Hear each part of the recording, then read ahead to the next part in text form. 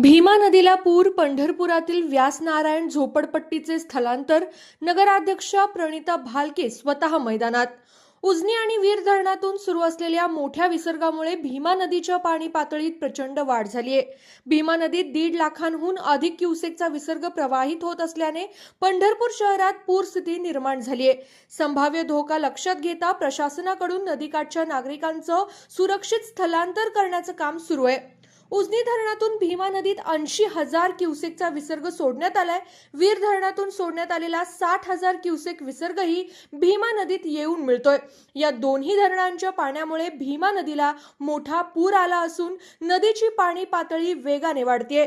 पंढरपुरातील व्यासनारायण झोपडपट्टी पूर्णपणे पाण्याखाली जाण्याची शक्यता निर्माण झाली आहे. परिस्थितीचं गांभीर्य ओळखून पंढरपूर नगरपालिकेने तातडीने पावलं उचलली आहेत.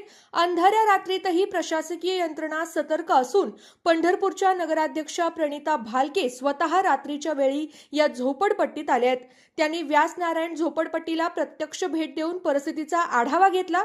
तसेच झोपडपट्टीमधील घरोघरी जाऊन नागरिकांना सुरक्षित स्थळी जाण्याचं आवाहन केलं. प्रशासनाच्या आवाहनाला प्रतिसाद देत नागरिकांनीही स्थलांतरास सहकार्य केलंय. नदीकाठच्या नागरिकांनी सतर्क राहावं, प्रशासनाच्या सूचनांचं पालन करावं आणि स्वतःच्या सुरक्षेसाठी तात्काळ सुरक्षित ठिकाणी स्थलांतरित व्हावं, असं आवाहन नगराध्यक्षा प्रणिता भालके यांच्याकडून करण्यात आलंय.